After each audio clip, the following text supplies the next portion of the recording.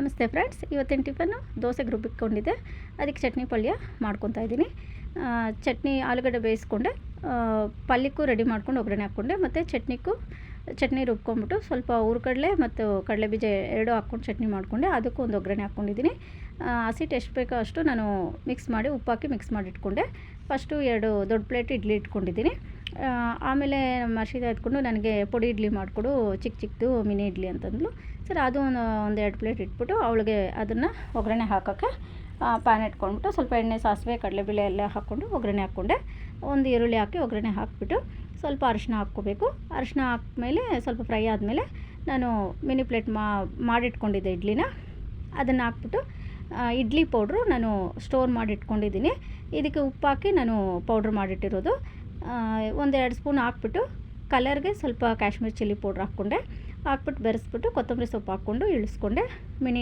ಟೇಸ್ಟಿಯಾದ mini idli ready ಆಯಿತು. ದೋಸೆನೂ ಒಂದು ಕಡೆ ಹಾಕ್ಕೊಂಡೆ. ಚಟ್ನಿ, ಪಲ್ಯ, ಮಿನಿ ಇಡ್ಲಿ ಮತ್ತು ದೋಸೆ ಎಲ್ಲ ರೆಡಿ ಆಯಿತು friends. Thank you friends. See you next blog.